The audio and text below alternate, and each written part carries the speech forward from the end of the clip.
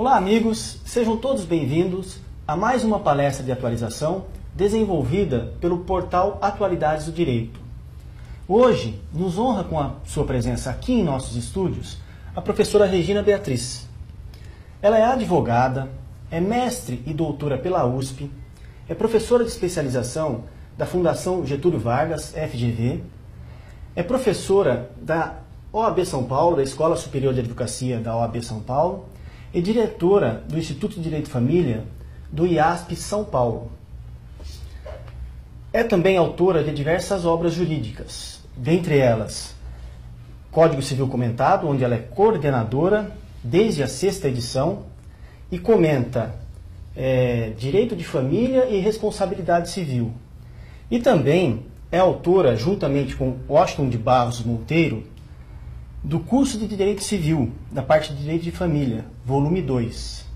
Irá tratar do tema União Poliafetiva e sua ilegalidade. Sem mais delongas, passo a palavra para a doutora Regina Beatriz e tenham todos uma boa palestra. Muito obrigada, Anderson. Nós temos hoje um tema que está na mídia de todo mundo, do Brasil e mundialmente.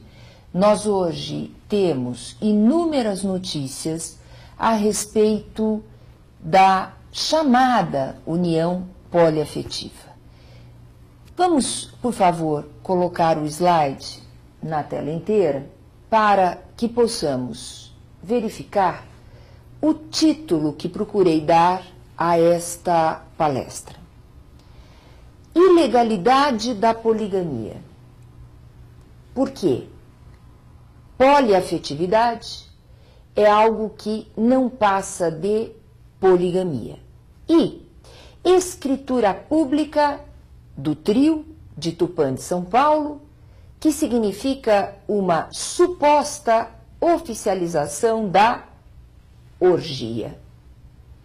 Então, quando nós demos este título para esta palestra, nós falamos em poligamia, falamos em orgia, poderíamos falar em swing. Por quê?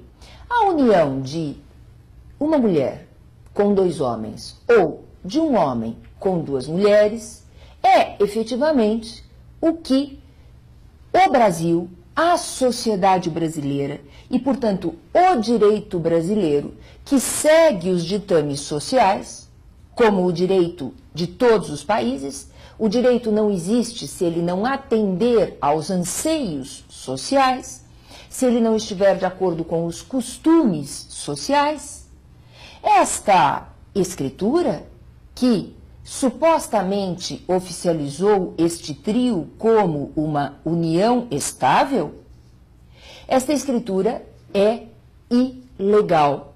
É uma escritura inconstitucional. É uma escritura, portanto, que não tem eficácia alguma. Mas, para que nós possamos chegar a esta conclusão, que desde logo é antecipada, nós vamos demonstrar isto com apoio no nosso ordenamento jurídico. Quando eu falo ordenamento jurídico, eu quero dizer ordenamento legal, inclusive constitucional, além do infraconstitucional. Quero dizer a própria doutrina e também a nossa jurisprudência. Por outras palavras, as 3 formas de expressão do direito: da lei, passando pela doutrina e chegando à jurisprudência. No nosso ordenamento jurídico não há nenhuma eficácia jurídica em relação a esta escritura do trio. Não há nenhuma eficácia jurídica no chamado poliafeto ou poliamor. Não há nenhuma eficácia jurídica na poligamia. E, inclusive, dependendo das circunstâncias, pode inclusive constituir crime, além de ser, obviamente, de ilicitude civil e constitucional flagrante, como demonstraremos nesta palestra.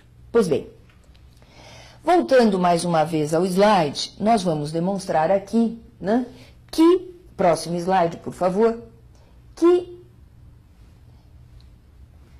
Essa escritura do tabelionato de notas de Tupã, em São Paulo, declarou a existência de uma união estável entre um homem e duas mulheres, como se esse trio pudesse formar uma entidade familiar, produzindo efeitos de direito de família, citando nessa escritura os seguintes efeitos: regime da comunhão parcial de bens, com administração dos bens pelo chamado marido, dever de assistência e dever de lealdade. Essa escritura não faz lei. Essa escritura não equivale à lei. Uma escritura pode não ter eficácia, pode não ter validade. Até mesmo uma lei pode ser havida como inconstitucional. Até mesmo um acórdão, como por exemplo um acórdão de um tribunal estadual, pode ser revogado por ser inconstitucional num recurso extraordinário perante o Supremo Tribunal Federal. Quem dirá uma escritura? Uma escritura pública perante um tabelionato de notas só vale a partir do momento que seguir o ordenamento jurídico, que acatar a nossa Constituição Federal, que acatar as nossas leis infraconstitucionais, que acatar a nossa ordem legal, a nossa ordem jurídica. E esta escritura desacatou, violou toda a nossa ordem jurídica. Então, vamos aqui mostrar, por favor, mais uma vez, a tela inteira, né? Algumas situações contadas na literatura, contadas em novelas, contadas, enfim, nessa arte, né, novelística ou mesmo da literatura brasileira. Personagem Quequé, em 1984, numa novela chamada Rabo de Saia, inspirada no livro Pensão, Riso da Noite, Rua das Mágoas, de José Conde, retratou, numa minissérie ambientada no final da década de 1920, a história de um caixeiro viajante chamado Quequé, que era interpretado pelo grande ator brasileiro Neila Torraca, que mantinha então 3 famílias em diferentes cidades fictícias do Nordeste. O protagonista, Quequé, levava sua vida de polígamo sem problemas, até as mulheres descobrirem a existência uma da outra. Então, Santinha, que era uma dessas mulheres, denunciou Quequé e ele foi preso. Novela atual, Avenida Brasil. Ano de 2012, TV Globo, personagem Cadinho, carismático, extrovertido, polígamo, extremamente divertido, damos muitas risadas quando assistimos esta novela em relação a este personagem. Mantém um relacionamento com 3 mulheres ao mesmo tempo, Verônica, Noêmia e Alexia. Era rico e bem-sucedido no trabalho, um grande empresário. Levava uma vida nababesca, até perder tudo para o seu funcionário Jimmy. Este Cadinho, na novela, ele começou de uma maneira escondida esta relação. Ele mantinha essas 3 mulheres, mas uma não sabia da outra. Num determinado momento, começa a haver a revelação de uma mulher em relação à outra. As 3 aí passam a saber efetivamente que eram 3 mulheres de um único homem.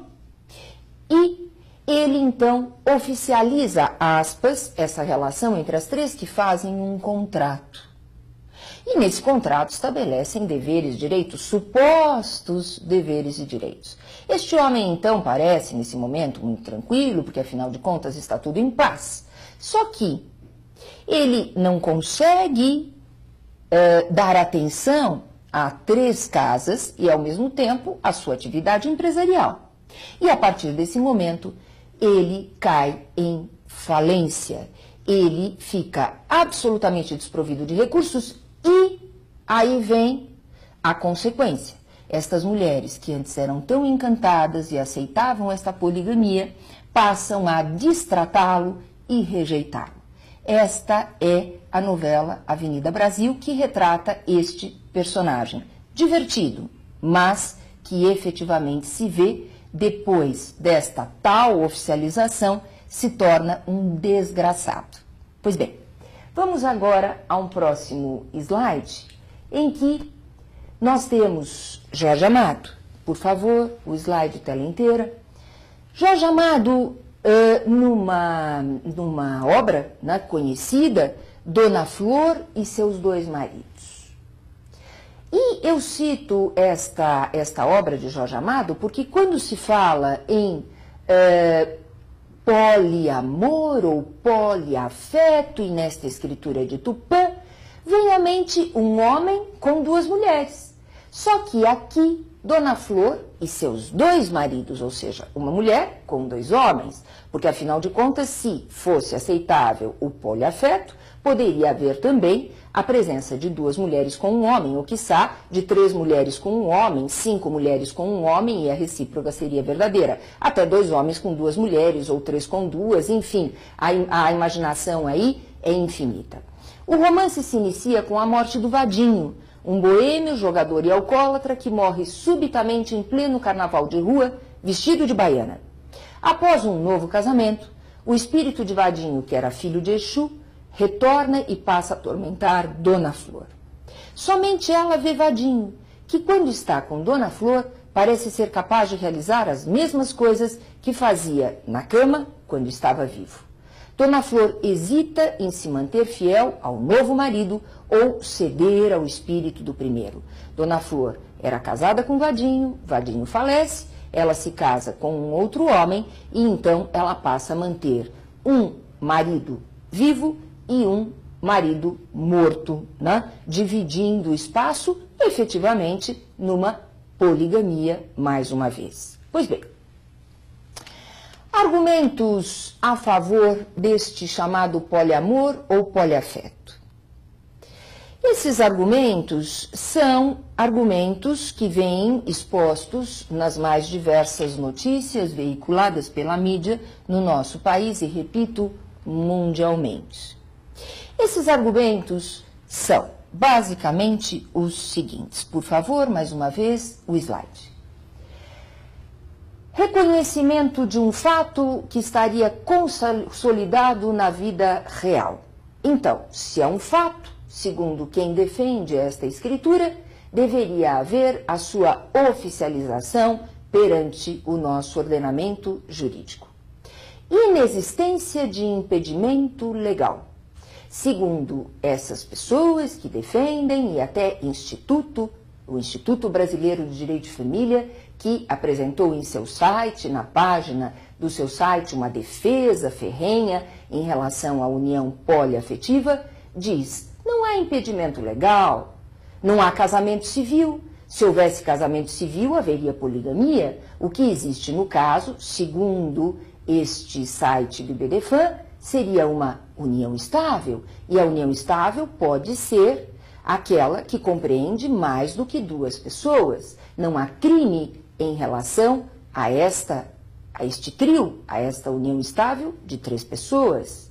E ainda um último argumento: o ser humano precisa ser feliz. E nesta imagem aqui, vemos um noivo com 4 noivas, porque neste caso da escritura é um homem com 2 mulheres. Poderíamos pensar num homem com 4 mulheres. Pois bem,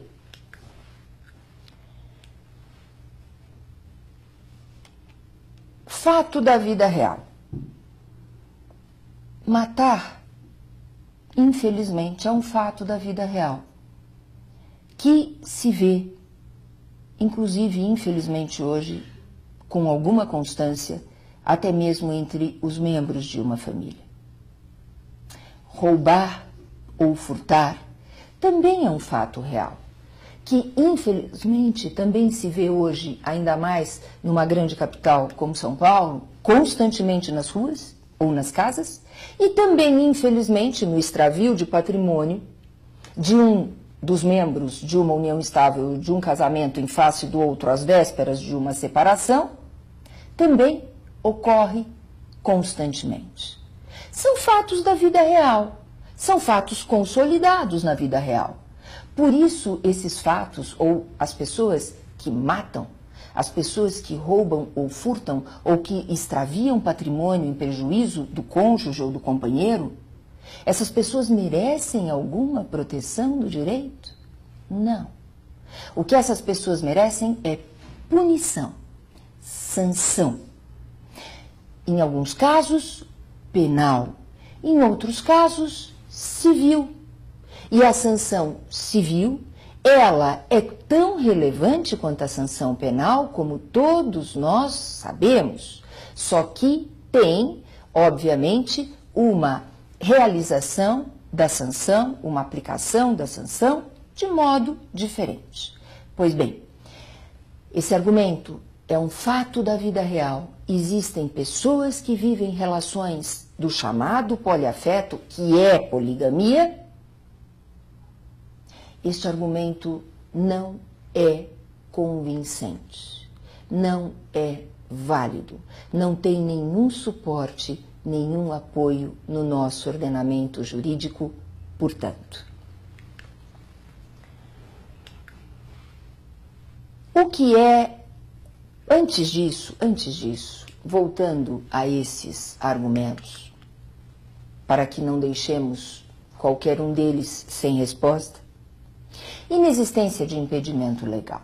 Inexistência de impedimento legal, por não haver um casamento civil.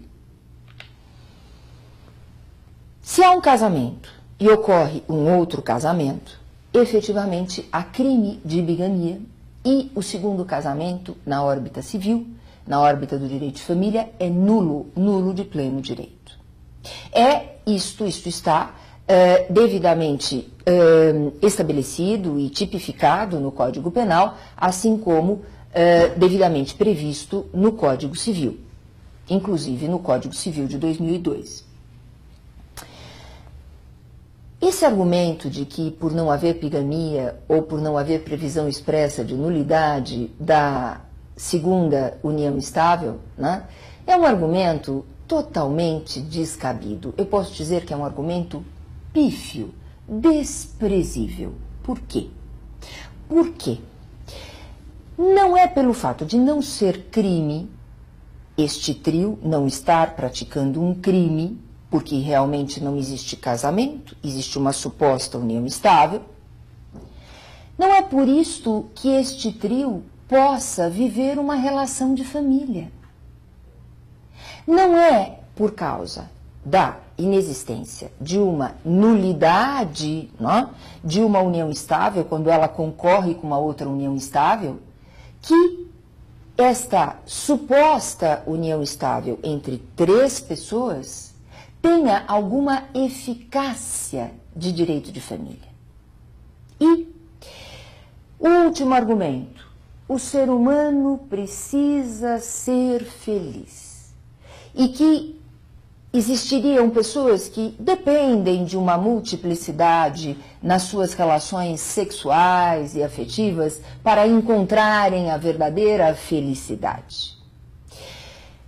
Esse argumento não encontra qualquer apoio, nem mesmo na PEC, na proposta de emenda constitucional que pretende introduzir o direito à felicidade como um direito fundamental. Leiam a justificativa desta proposta de emenda constitucional e vão ver que muito bem o seu relator colocou. O direito à felicidade só pode ser havido como um direito fundamental desde que não cause prejuízo. E é óbvio que este trio está prejudicando um ao outro e também estará prejudicando a nossa sociedade e importando, se houvesse uma multiplicidade de trios, que não existe na realidade, mas se este trio pudesse servir de exemplo a que outras pessoas adotassem esta mesma formação, aspas, familiar, haveria a destruição da família. E quero, por fim, lembrar, para passarmos para o próximo bloco, em que aí analisaremos todos os fundamentos constitucionais e legais que efetivamente mostram que essa escritura não tem eficácia alguma, essa escritura do trio, eu quero apenas observar o seguinte: a notícia de que neste trio, uma das mulheres é mãe de um outro homem e que perdeu a guarda desta criança para a avó materna e que sequer tem contato com esta criança. Vejam quais as consequências no plano dos fatos da poligamia. E ainda este trio, ao que se sabe, pretende fazer reprodução assistida. Horas, se já houve grande prejuízo a uma criança que perdeu a sua mãe, imaginem uma outra criança, este ser indefeso que é uma criança, introduzida numa relação que é absolutamente repudiada, não só pelas famílias destas pessoas que formam este trio, mas por toda a sociedade. Vamos agir com responsabilidade. Direito à felicidade, sim, desde que não traga prejuízo aos outros e desde que não traga prejuízo àquele que pensa poder ser feliz deste modo, porque nós não somos felizes sozinhos, nós podemos ser felizes desde que a sociedade nos aceite. Muito obrigada, passaremos já para o próximo bloco, onde espero que todos possam ouvir a respeito dos fundamentos constitucionais, legais e jurisprudenciais que repudiam esta escritura do trio.